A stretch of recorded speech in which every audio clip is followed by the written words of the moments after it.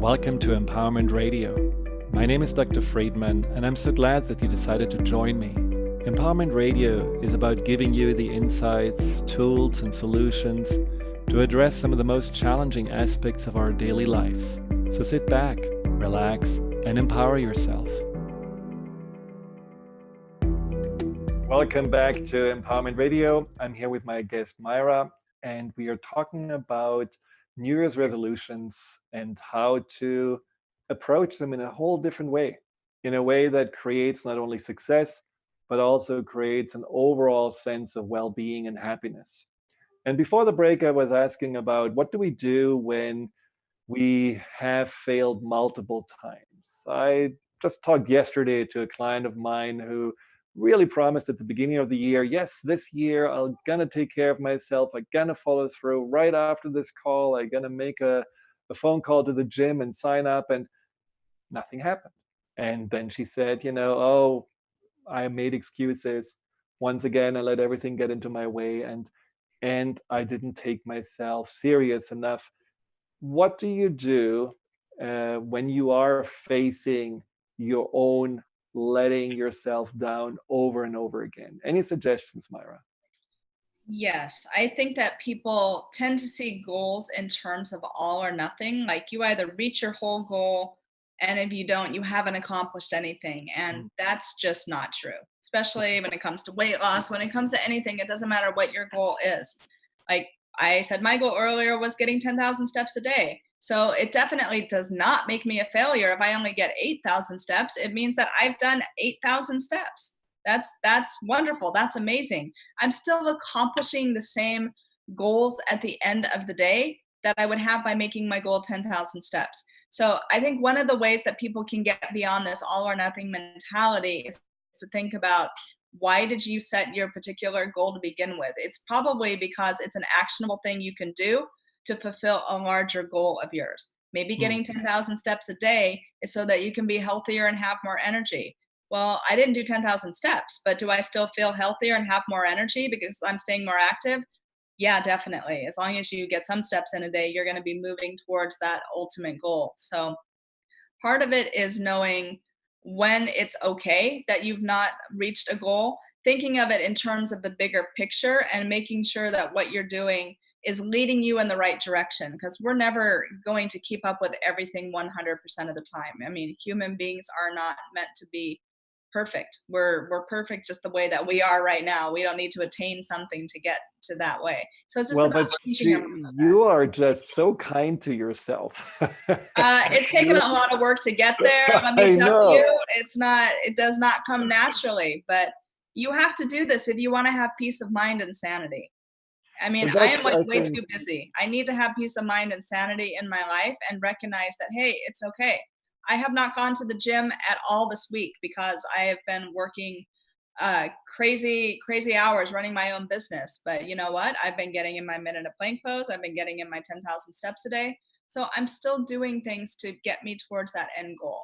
And at the end of the day, missing like 1 week or missing 3 days at the gym that I could have gone, it is not gonna make or break anything. Like, I'm still gonna go this weekend. I'm still gonna get in 2 days. Oh, 2 days versus 4. I'm not gonna beat myself up about that.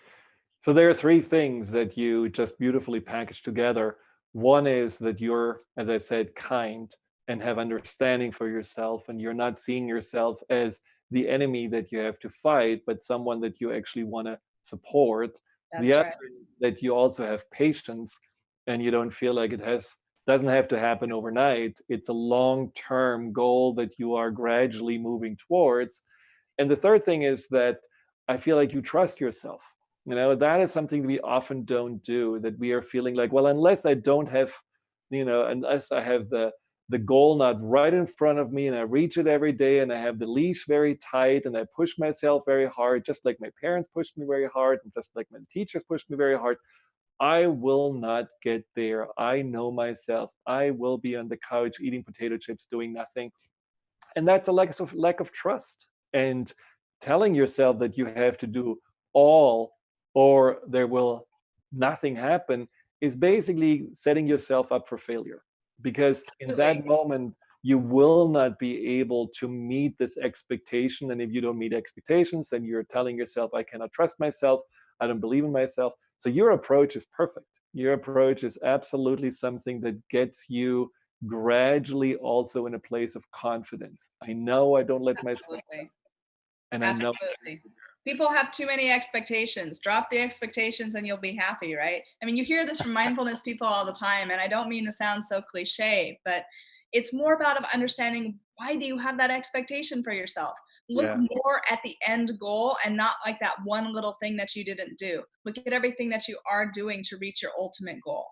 That is much more important than that small, tiny thing that you didn't have the chance to do today. Well, if any of the callers have a question for us, call 1-800-930-2819. Again, that is 1-800-930-2819. And Myra, how can people know more about your work, your books, your talks, and so on? How can they find you? Oh, I am so easy to find online. Jaya Jaya Myra everything. At Jaya Jaya Myra on all social media channels. My website is jayajayamyra.com. You can look that up on Wikipedia. Very, very easy to find. Excellent. Perfect. Now, you mentioned the well method and Yes. also a way to use it as a toolbox for New Year's resolutions. Tell us a little bit more Yeah. about the well method. Absolutely. So I'm super excited to be talking a lot more about my well method in the upcoming book. So you can learn a lot more about it there. But the really cool thing about it is that it's giving you 4 cornerstones using the word well, WELL, as an acronym for successful, purpose-filled, healthy living. It's going to help you to change your mindset in a way that you're focused more on these positive things that we've been talking about and less on the negative things like that you're not accomplishing. So the W stands for work life harmony. I hate the word balance. I don't think we're ever balanced. And harmony to me is more about synergy. What can you do to synergize what's going on with your mind, body, and soul so that it's nurturing all the other aspects together? Anytime 1 and 1 can add up to 5, it's a win win situation for you. So, work life balance really comes down to understanding what is important to you to cultivate with your career, your job. If you're a stay at home mom, that's still your work, whatever it is that you're doing. What is it that you need to feel happy and fulfilled? Like, we've all got different goals. It's not one size fits all. Maybe you need to be out of work by 4 p.m. every day to go get your kid.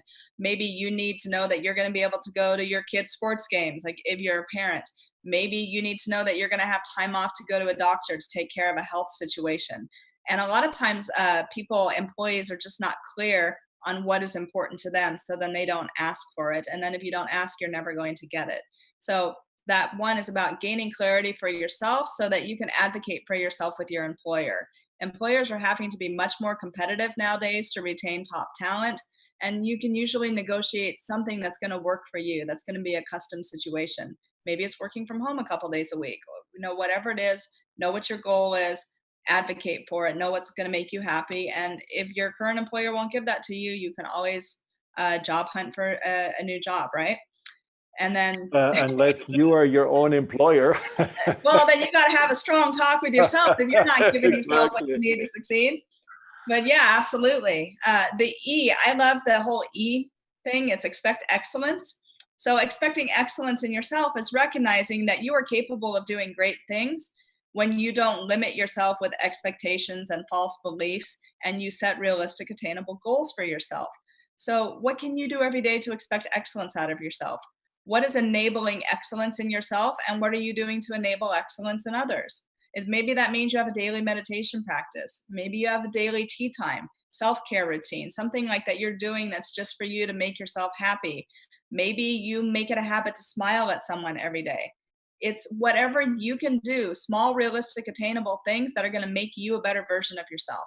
So, what is excellence? How would you define excellence? Oh, excellence is you when you are living your purpose and feeling fulfilled and happy, because we're given everything that we need to succeed. Your purpose, everything that has shaped your purpose is the same thing that shapes your body type, your constitution type, your talents, your strengths. Everything was given to you so that you can fulfill your purpose. It's actually created from purpose. So if I look at someone's body type, I can see their elemental composition. If I know your elemental composition, I can have a very good idea of what your strengths and talents and weaknesses are. And that's also going to tell me the kind of things you're going to be more apt to be prone to or gravitate to in life.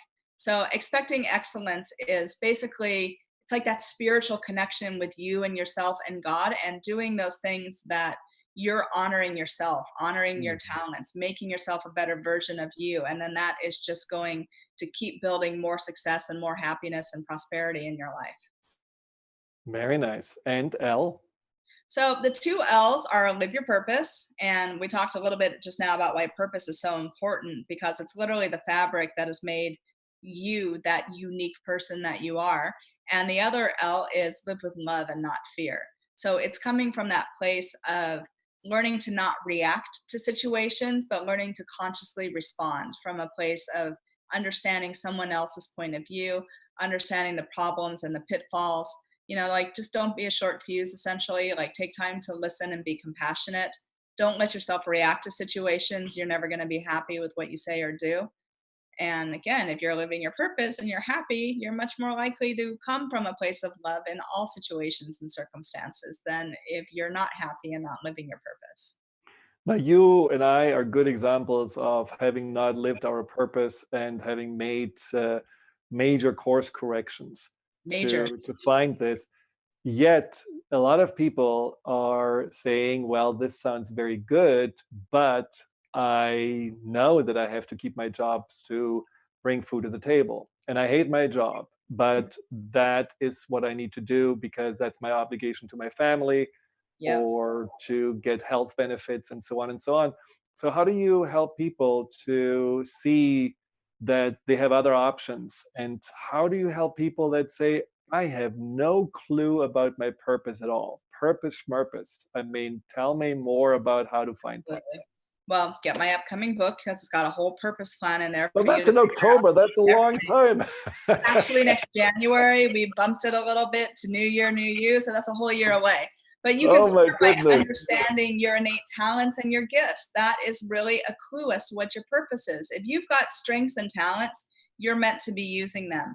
So I like looking at an elemental model like the five elements because they correspond with different strengths and weaknesses in your personality. So for me, it's about using your strengths to minimize your weaknesses and understanding how all your strengths pair together and what you can do for yourself. So, yeah, maybe not everyone feels that they're living their purpose with their job because, like you said, they need to have a job, be responsible, take care of your family. Well, I'm really glad everything was taken away from me because I wouldn't have walked away on my own either. I wouldn't have known what to do. It destroyed my life and I was not happy for a long time, but it that let me rebuild. But for people who don't want to go through those kind of traumatic situations, you got to at least start utilizing your talents and your gifts in your free time in a way that's making you happy, that may clue you in into something that you can do to shift that into your career a little bit more easily. But it's not going to happen unless you start working with it. And does purpose really have to be about career?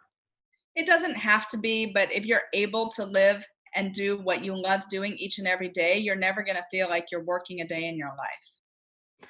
Yeah, that sounds always wonderful, but it's unfortunately not always what It's people not are always, able to no. create. But I get. I mean, you are an example of also doing some nonprofit work that is very purposeful.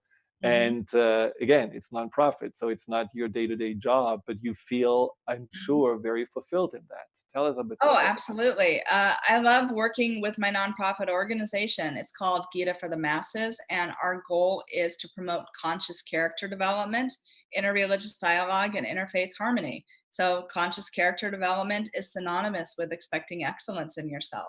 It's what can you do to grow, be a more conscious, attentive, loving, compassionate version of yourself so that you're able to make a bigger impact in the world and make the world a better place. And yeah, nonprofits, money doesn't like go to your board of directors like it does in a company. You don't get like profits or dividends out of that, but it's very fulfilling work that I enjoy. It's like part of like the whole picture of everything that I do. Right. And yeah, when you get meaning from something, it's just a different form of currency.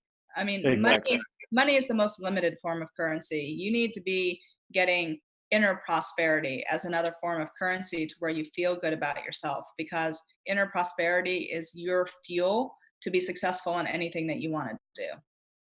And I think that's something, just to clarify about purpose, which I find is a much, more attainable definition, which, often just helps us to understand you can keep your job, but you can change your energy about what impact you're making. And I'm thinking, for example, Yeah. about this guy that who's really got a lot of attention he's working at a drive-through at a fast food restaurant, and he is the most upbeat and most positive person, and always has something nice to say, and always somehow makes people feel better as they are buying their chicken sandwiches.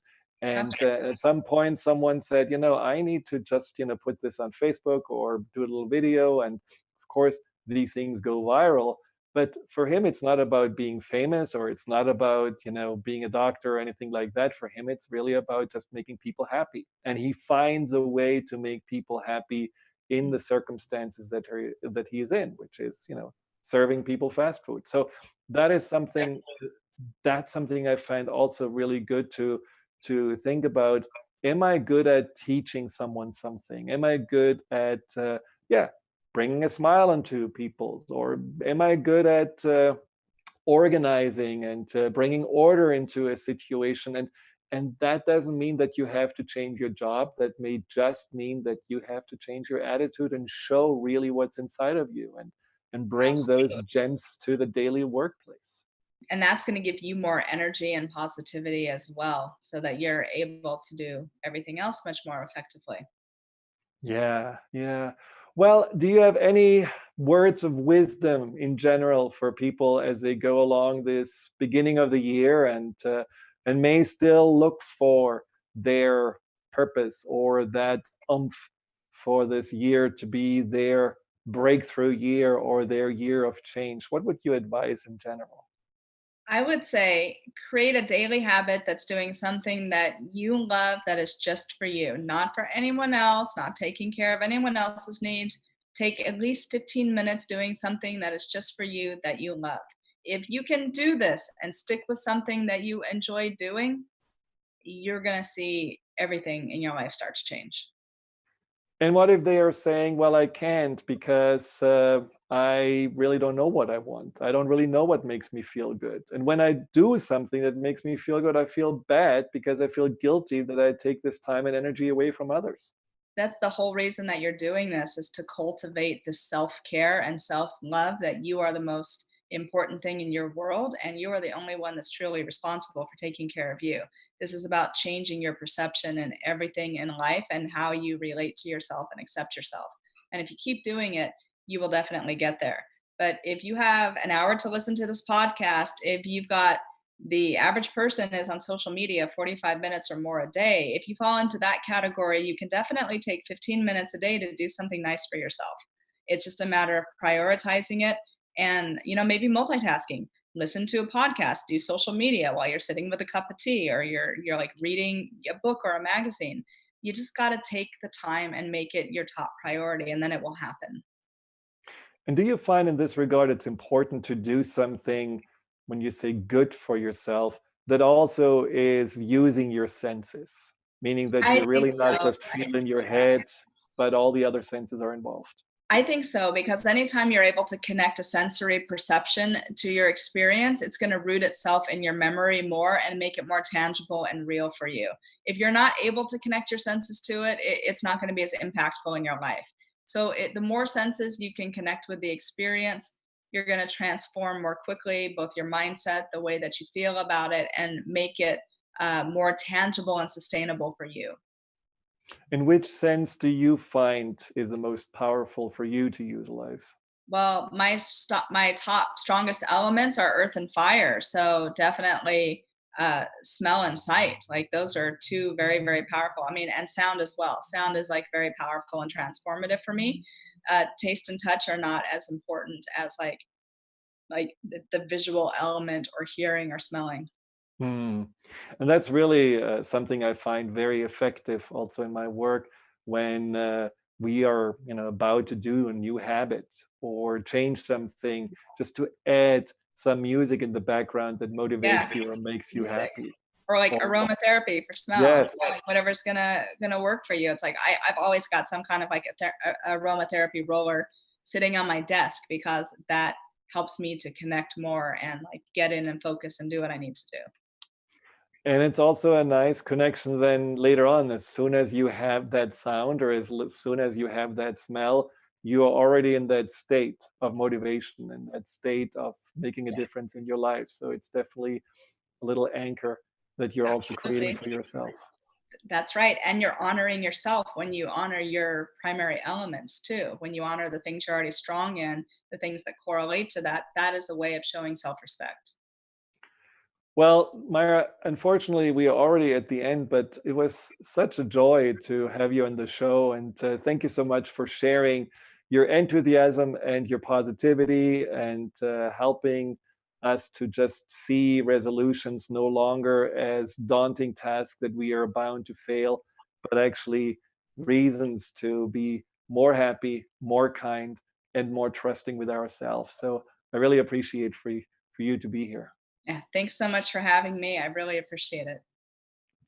Well, another Empowerment Radio program is unfortunately over, so stay tuned for the next one.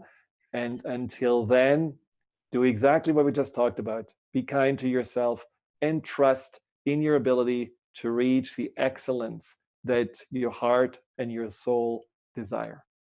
Until then, goodbye.